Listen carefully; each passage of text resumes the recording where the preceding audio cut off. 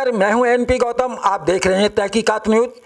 आज मैं जनपद हापुड़ में ऐसी शख्सियत के साथ मौजूद हूं जिनको बेखौफ शायर के नाम से जाना जाता है, जिनका नाम है डॉक्टर नरेश सागर।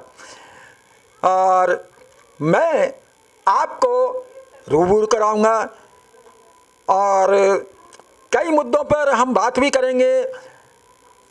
तो अभी डॉक्टर साहब, जो आपके साथ घटना हुई, मैं उस संबंध में जानकारी लेना चाहूँगा। सबसे पहले तो मैं आपका स्वागत करता हूं और मैं तो यही कहूँगा कि खामोश ही रहने दो अब मेरी जुबां को। जी, खामोश ही रहने दो अब मेरी जुबां को, इस शहर में सच बोलने पर मुकर्रर है सजा। जी जी जी। तो क्योंकि यहाँ अगर मैं बताऊँगा भी तो कोई फ़ायदा नहीं है, क्योंकि ये शहर मुर्दों का शहर है, पैसे वालों का शहर है, व्यापारियों का शहर है। यहाँ सच्चे आदमी के साथ, सच्चाई के साथ कोई नहीं है, इसलिए बताने से कोई फ़ायदा नहीं है। फिर भी सर, आपकी इस दर्द भरी कहानी को हम जरूर सुनना चाहेंगे, अपने दर्शकों को भी सुनाना चाहेंगे, क्योंकि आप एक ऐसे ईमानदार शख्सियत हैं जो समाज सेवा और देश सेवा में अपनी पूरी ज़िंदगी आपने लगा दी, लोगों की भलाई में। और आप बेदाग शायर हैं, बेदाग डॉक्टर हैं। तो आपके ऊपर एलिगेशन जो लगे, जो अभी जो घटनाक्रम आपके साथ चला, तो मैं उस संबंध में जानना चाहूँगा। देखो, आप देखते हैं, आप मूवी देख लीजिए, सच्चाई देख लीजिए। जब गाँव में पंचायत होती थी तो पंचों का फैसला हमेशा पावरफुल के साथ में रहता था, और जो सच्चा आदमी होता था उसे डराया धमका जाता था ताकि चुप बैठ जाए। या तो पहले धमका कर चुप बैठ, या पैसा लेके चुप बैठ, या फिर धमकी लेके चुप बैठ, तो उसे कुल मिला के चुप बैठना पड़ता था। आज मेरी भी स्थिति वही है। लोग सच के और अच्छे आदमी के साथ नहीं है, सब पैसा पावर साथ में। जहाँ जिसका भला है वो उसकी बात कहेगा, यहाँ कायदे की बात कोई नहीं कहेगा। बात यह है कि केवल ये है कि समाज की पीड़ा को मैंने उठाया एक पोस्ट पर, जिनकी पोस्ट थी वो बाहर हैं, और मैंने उस पर ये लिख दिया कि अगर ये सच है तो मैं इसकी निंदा करता हूँ। अब इस समय सबको एक साथ रहने की ज़रूरत है। भाई, मुझे रात को मेरे टांग पर परिस्थिति चढ़ा हुआ था, मुझे उठा के उसी हालत में उठा के ले गए। आज मैं मुझ पर 3 धारा है, आज मैं कोर्ट के चक्कर काट रहा हूँ। तो क्योंकि मेरा पक्ष कमज़ोर है, तो शहर के लोग भी मेरे पास क्यों आएंगे। हाँ, ये ज़रूर हो रहा है कि सर हम तुम्हारे साथ हैं, हमें अपनी रिपोर्ट भेज दीजिए। रिपोर्ट मंगा लेते, साइलेंट बैठ जाते हैं, क्योंकि वो लोग केवल मज़ा ले रहे हैं। जी। तो जहाँ सब मज़े लेने लायक हो जाए, फिर वहाँ अपनी पीड़ा को बताने से कोई फ़ायदा नहीं होता। फिलहाल यह है कि समाज के साथ मैं था, आज भी हूँ। समाज बेशक मेरे साथ ना रहा हो, एक बात साहब मेरी समझ सकते हैं कि ये शहर अच्छे लोगों के काबिल नहीं रहा। जी जी जी। ये शहर अच्छे लोगों के काबिल नहीं रहा। मैं सबका था, कोई यहाँ मेरा नहीं रहा, और अकेले शेर का मिलकर शिकार कर डाला।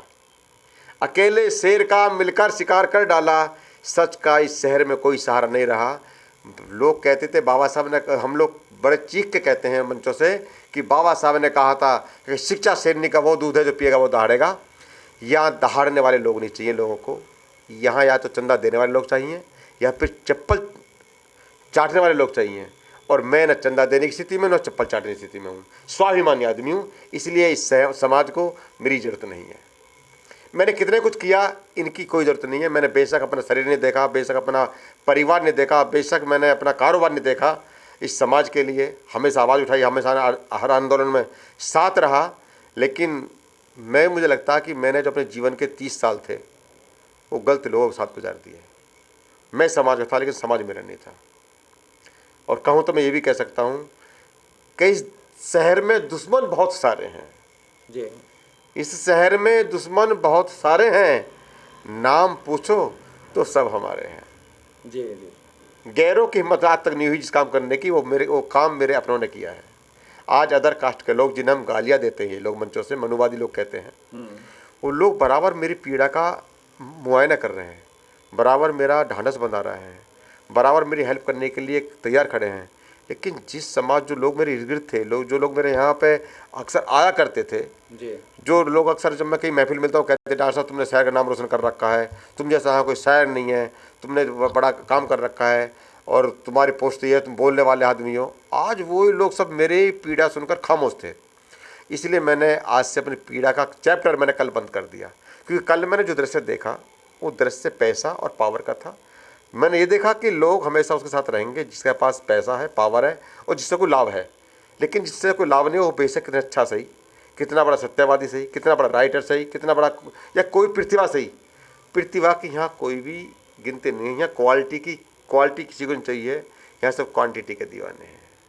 और मैं इस बाजार में कलम लेकर खड़ा हो गया जी।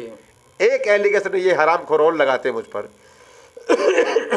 कि डॉक्टर सागर को मंच चाहिए, डॉक्टर सागर को सम्मान चाहिए। पहले तो मैं उनसे ये कहना चाहूँगा आपके चैनल के माध्यम से कि ऐसा कौन सा आदमी जो अपने सर पर चप्पल खाना चाहेगा जी। अगर ऐसा है तो मैं आ जाओ, मैं उसे चप्पल मार दूंगा।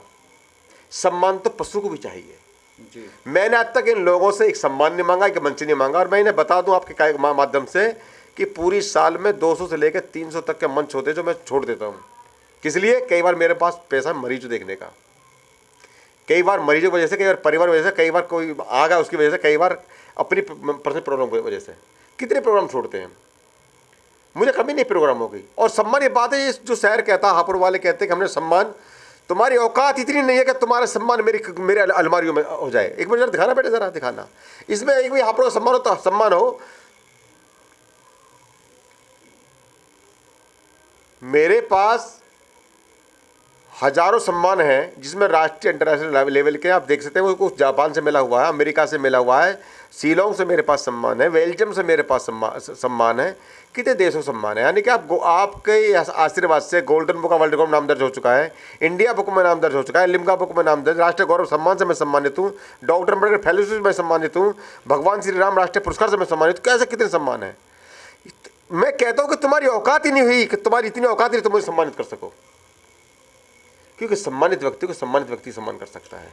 सर, हम चाहेंगे जिन्होंने आपको ये दर्द भरी पीड़ा दी, आपके मान सम्मान से खिलवाड़ की, आपके खिलाफ एफआईआर जो दर्ज कराने का उठाया है, हम ये जानना चाहेंगे वो लोग हैं कौन? क्या वो समाज के लोग हैं या गैर सामाजिक हैं? नाम तो मैं अब किसी का नहीं बता रहा, मैंने कल वादा कर लिया। वो सामाजिक ही लोग हैं, बहुजन मिशनरी पार्टी के लोग हैं, लेकिन मेरा परिवार उनसे लड़ने की स्थिति में नहीं है। हाँ, लेकिन जो लोग मुझे गिराना चाहते हैं, जो लोग मुझे झुकता देखना चाहते हैं, जो लोग मुझे दबाना चाहते हैं, मैं उनसे एक बात जरूर कहूँगा कि मैं सागर हूँ, भला मुझको वो क्या खंगालेंगे। जी जी।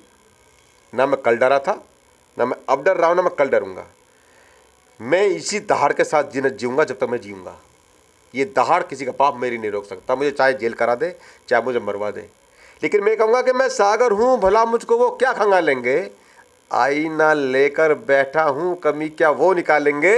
और बदन के छोटे कपड़ों में भी जिनके छेद हजारों, बदन के छोटे कपड़ों में भी जिनके छेद हजारों, हमारे सर की पगड़ी को भला वो क्या उछालेंगे।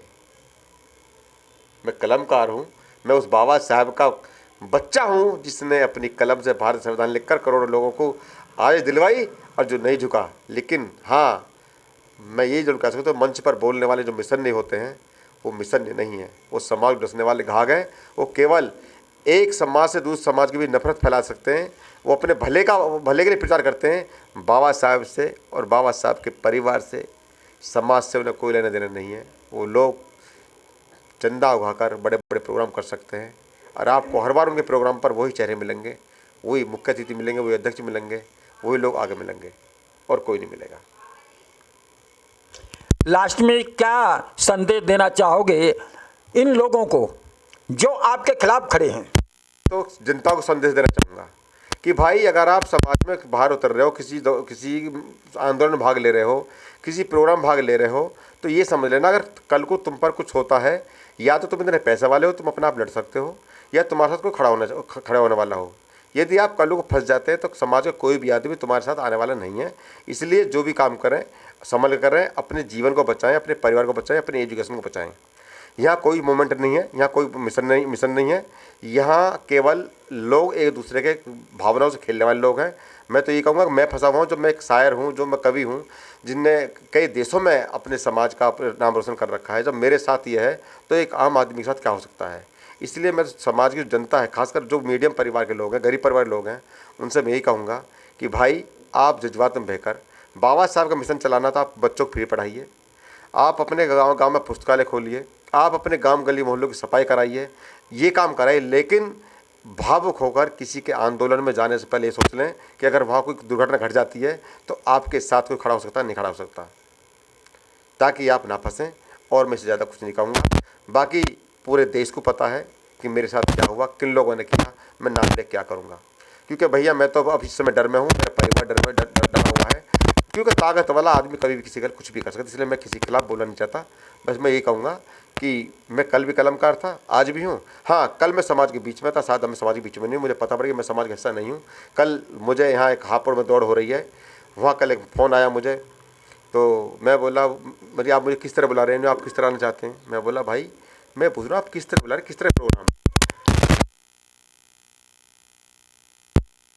और लोग बोले ना, शादी पे ये कही गई कि हाँ आप समाज का हिस्सा हो, आप हमारे भाई हो। तो भाई मैं तो आज से मैंने मूवमेंट बनकर दूसरे समाज के जो लोग थे मेरे, मैं आज से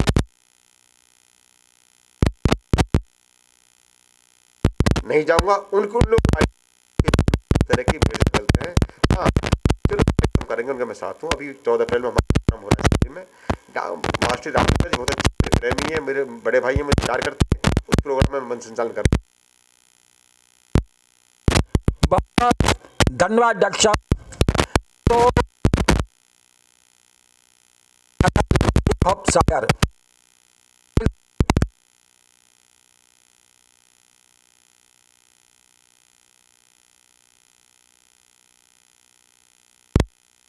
लोगों ने ऐसा षड्यंत्र रचा कि इनको